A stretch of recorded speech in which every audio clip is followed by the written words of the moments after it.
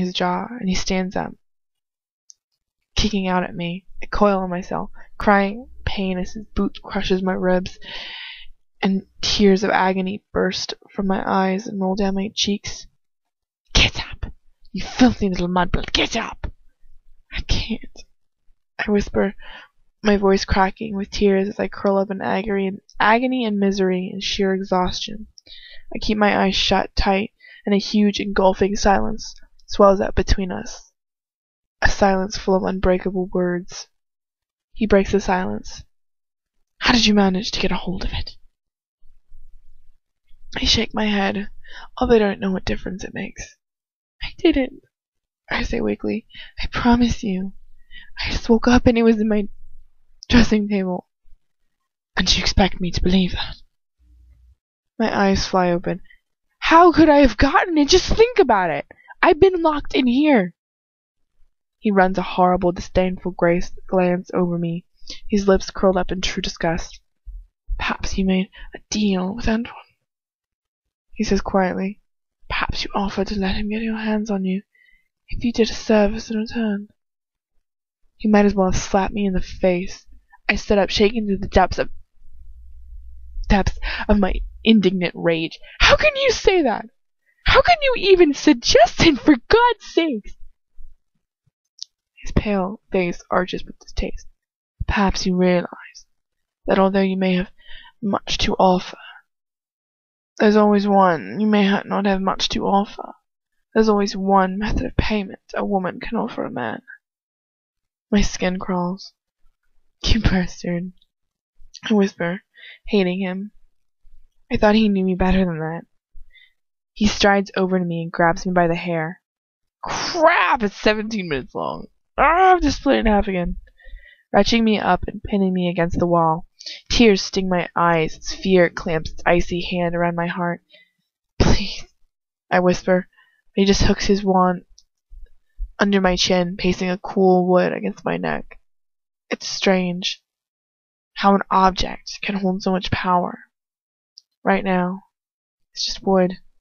Cold, inanimate wood. That's all it is. Stupid to feel so frightened of it, really. You're right. What did you see? He asked quietly, his eyes boring into mine. What did I see? I saw Bellatrix and Dolohop hating him because of me. I saw him letting me think that he would rape me. I saw him watching me as I slept. Nothing important, I mutter. His face is mere centimeters away from mine. Can he see what I saw?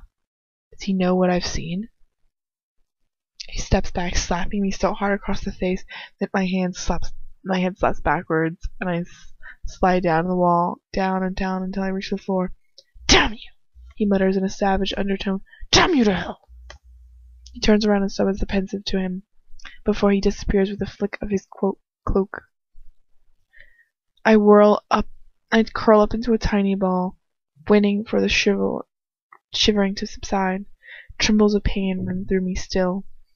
Or is it only the remembered agony? I close my eyes, wanting to block everything out. I know you. You're too proud to admit that there's something you can't have. My body shrivels up with the memory of Bellatrix's words, and all the implications they have. I shudder, hugging my arms around myself. What if what she said wasn't so ridiculous after all? When I woke up, I would have thought nothing of it. I would have thought that she was a stupid, jealous bitch who was creating problems for me because she was jealous of me for some reason. But now, after I've seen how he watched me sleep, I can't bear it. I don't know what to think. But he wouldn't, would he? I'm a mudblood. He would never want to. He's told me over and over again that he wouldn't. His contempt and his hatred have become, in some perverse way, the only thing that protects me. I can't let him be taken away from me. I just can't. So you want him to hate you? You didn't need to worry about that. He probably hates you more than anything else in the world. A shifting noise. My eyes flicker open. He's back. His snarl of fury remains in place. Get up! I scramble to my feet. I stand shaking in front of him. What you've done today, I am prepared to ignore, he says with forced composure. Neither of us can ever speak of it again. Do you understand? I nod gratefully, swallowing my indignation. He narrows his eyes at me. In any case, in light of recent events and a few memories matter very little. Wouldn't you agree? I gulp. Recent events? The stone sinks in my stomach. Harry? His smirk is replaced by a sneer as he rolls his eyes. He's alive, if that's what you're wondering. Alive and free. There's no air in my lungs. Free? I repeat the little word breathlessly. He shakes his head in irritation.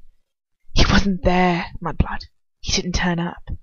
Either he's managed to close his mind off to the Dark Lord, something I find very unlikely in a boy his age, or he chose to leave you to your suffering. But I'm smiling. I'm smiling because I don't care that Harry didn't come to rescue me. I'm not selfish like Lucius is. I guess you are. Everyone in the back of their mind is like, yay, Harry Potter's alive. But then it's like that really festering idea that he didn't come for me. And that's kind of a dick move. He's a hero, and he didn't come for me. Just saying. I don't see my own needs as being more important than the greater good. I don't think that's true. And I don't think that that's how Lucius thinks either. I think she's more like, damn, he didn't come for me. I mean, because she's got to be a hero. She's got to be the good guy. So she's got to be like, oh no, the guy, like, yay, Voldemort didn't get Harry. And yes, that is the ultimate good idea, but seriously. Your best friend didn't come and rescue you knowing that you were being severely tortured by these people. And didn't send anybody else. That's pretty fucked up. And then Lucius works his entire life. He doesn't even, puts all of his faith behind this one idea, this one concept, and works for Voldemort because Voldemort, believes in the same thing, and then his entire world is just fucking destroyed by this one thing, and now, what? He may personally not like what he does at some times, but he does it because that's what he believes, and I don't think it's fair to say that. Because he is more dealing for the greater good than she is. It's weird to say that, but it's true. It's his greater good. It's not the greater good. It's like his greater good. Anyways, not that I'm being weird or anything, going way too in depth in this shit. Who called me? Was it Chris? Is that his number? No, don't do that. Sorry, guys. Do do do do do do do do do do do do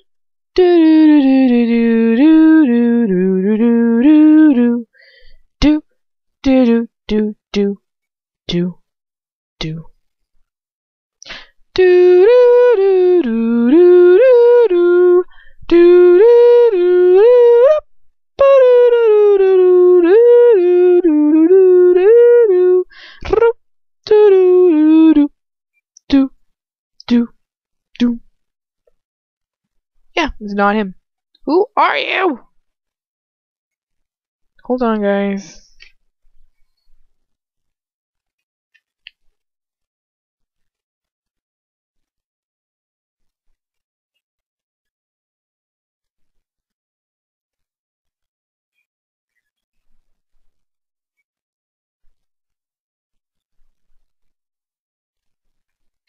Woo! Oh, that was a telemarketer. I'm such an adult. Okay, anyways.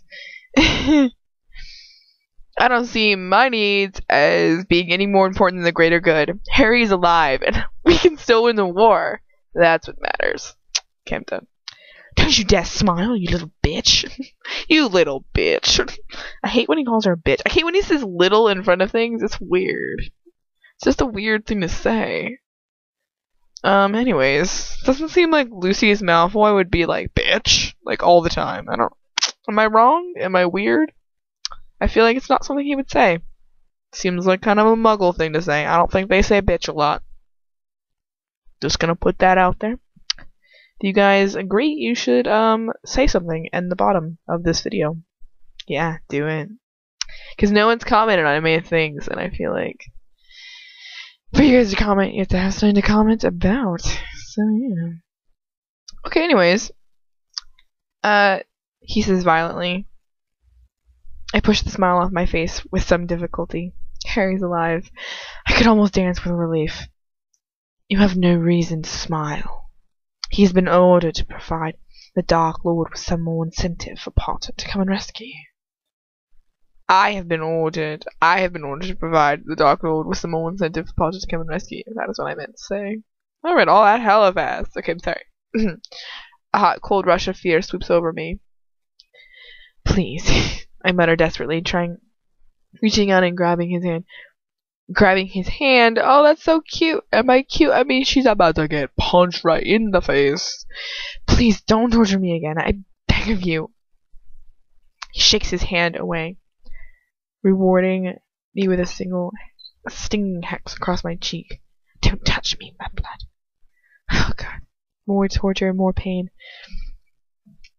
Isn't he just going to punish me for those memories of his? I can't read this. Hold on.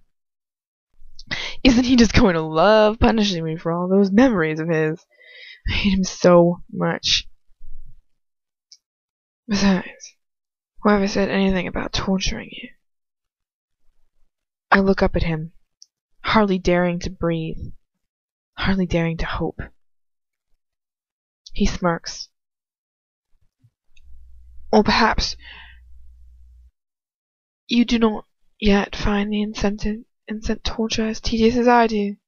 You're so eager for me to revert to old habits. Then I have no objection. I thought we might like to probe some more interesting options. Damn him. Why does he have to twist everything? Every conversation I have is just gets tangled like a clot until I can't even make sense of it anymore. I shake my head, swallowing my pride. I don't want you to torture me. He smiles horribly. Good. I am pleased to see that you are open to ideas more interesting alternatives. We shall explore those options more thoroughly. You and I. I press my lips together for fear of the unknown. Breathe. Breathe. In. And out. And out. Tell me, has your dear friend Harry ever met your parents? You know that he has, I mutter. Why do you... My word stops. My heart stops. No. No!